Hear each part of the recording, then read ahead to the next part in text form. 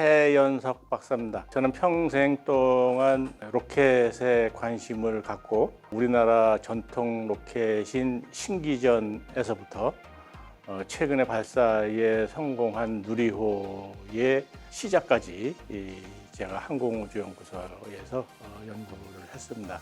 신기전을 연구하면서 우리나라의 전통 화약무기에 대해서도 관심을 갖게 됐고, 현재는 제가 우리나라 전통 화약무기가 거북선에 어떻게 적용이 됐고 우리나라의 전통 화약무기를 제대로 사용하기 위해서는 거북선이 어떤 구조로 되어야 하는지, 이런 부분에 대해서 연구를 하고 있습니다.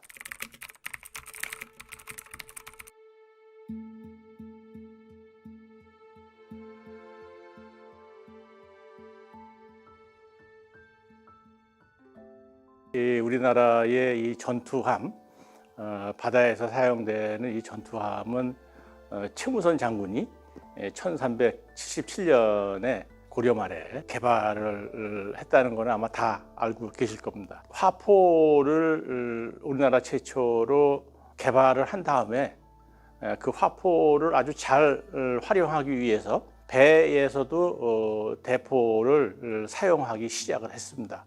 화포를 사용한 배를 우리나라에서는 군선이라고 이렇게 이야기를 했어요. 이렇게 해서 설계한 군선을 이용을 해서 1380년 8월 달에 군산 근처에 있는 진포를 침략해온 외선 500척을 격침해서 지금 우리는 그거를 진포대첩이라고 이렇게 부르고 있는데, 진포대첩 을 이룰 수 있었던 것은 이 화포를 이용한 군선을 잘 활용했기 때문이 아닐까, 이렇게 생각을 합니다.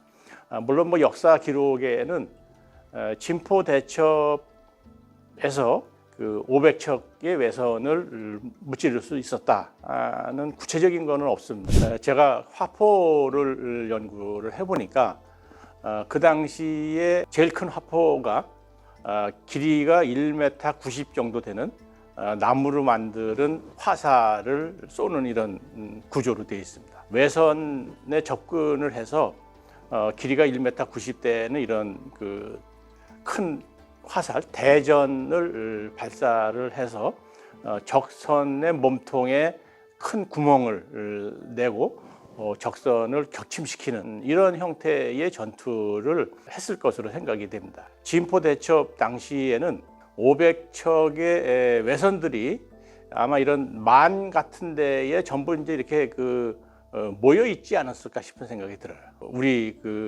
고려의 전선이 접근을 해서 대포를 쏴서 외선의 배에 구멍을 내서 격침을 이렇게 침몰을 시키게 되면 아마 배들이 이제 움직이지 못하기 때문에 우왕좌왕하는 사이에 어떤 화전이라든지 이런 불화살 같은 걸 써서 전부 불태우지 않았나. 그래서 화포가 만들어지기 이전의 전투와 이후의 전투는 가장 큰 차이점은 외선의 이 몸통에 큰 구멍을 우리 대포를 이용해서 낼 수 있었다는 게 가장 큰 차이점이 아닐까 싶어요. 그러니까 우리가 대포에서 대형 화살을 발사해서 외선의 몸통에 구멍을 내서 침몰시키는 이 방법이 장기적으로 임진왜란 때까지도 계속 활용되는 우리나라 해전의 아주 가장 근본적인 이런 방법이었었다 하는 생각이 듭니다. 그래서 최무선이 첫 번째로 설계한 군선의 구조는 우선 대포를 쓸 수 있게, 대포를 발사하게 되면 거기에서 큰 반작용이 생깁니다. 대포를 발사할 때 생기는 반작용에 의해서 배가 파괴되지 않을 정도로 튼튼하게 일단 만들어야 되고, 그리고 둘째는 그 왜구들이 반드시 날씨가 좋은 때만 이렇게 우리나라를 침략해 오는 게 아니기 때문에 비가 오는 상황에서도 화포를 발사할 수 있는 이런 그 구조를 갖춰야 될 것 같아요. 왜냐하면 최무선 장군이 사용한 이 화포는 흑색 화약을 사용했는데 흑색 화약은 습기에 아주 약합니다. 그러니까 비 오는 날에는 사실 바깥에서 사용할 수가 없어요. 그래서 나무판 같은 거를 이용을 해서 화포를 덮은 상태에서 그 속에서 발사를 한다든지 해서 비 오는 상황 속에서도 화포를 발사할 수 있는 이런 특수한 어떤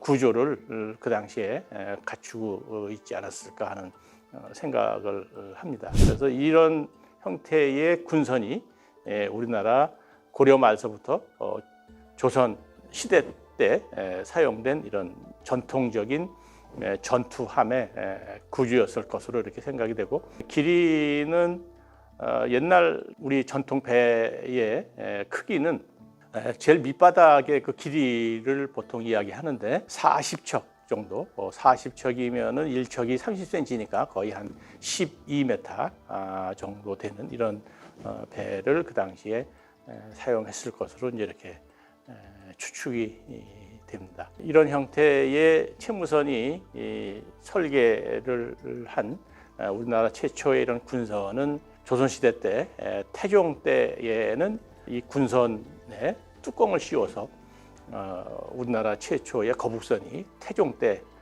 만들어지고, 군선이 1555년에 일본에서 조총을 갖고 이제 우리나라를 쳐들어왔을 때는 3층짜리로 이제 이렇게 개량이 되고, 그리고 이제 임진왜란 때는 또 우리가 잘 알고 있는 3층짜리 거북선으로 이제 이렇게 발전이 되는 단계를 잘 볼 수가 있습니다. 제가 사실 이제 신기전을 연구하면서 신기전에 이제 물론 지금 설계도도 남아 있고, 우리 선조들이 과학기술에 아주 뛰어난 재주를 가지고 있는 이런 민족이구나 하는 거를 이제 알게 됐고, 이런 우리 선조들의 이런 훌륭한 과학기술 능력, 이런 것들을 우리 그 청소년들한테 알려줘야 되겠다 해서 제가 청소년들을 대상으로 하는 이런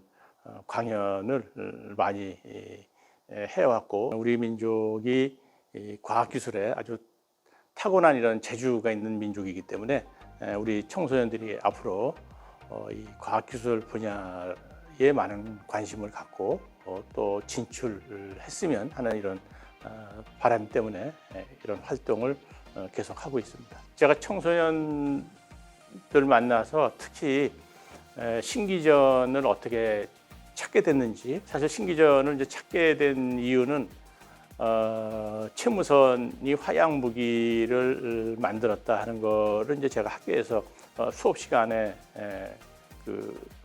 알게 됐는데, 그때 혹시 채무선 장군이 화약 무기 중에 로켓 무기도 만들지 않았을까 하는 이제 이런 상상을 하게 됐고, 그 상상했던 거를 실제로 확인하는 과정에서 우리 선조들이 신기전이라는 이런 훌륭한 로켓 무기를 찾았다는 것을 알게 됐다 하는 거를 우리 청소년들한테 이야기해주면 아주 그 신기해하면서, 우리가 이 상상력을 이렇게 갖게 되면 그 상상력이 큰 이런 과학의 발전으로도 이어질 수 있다 하는 이런 생각을 갖게 돼서 청소년들이 아주 흥미롭게 제 이야기를 잘 듣습니다.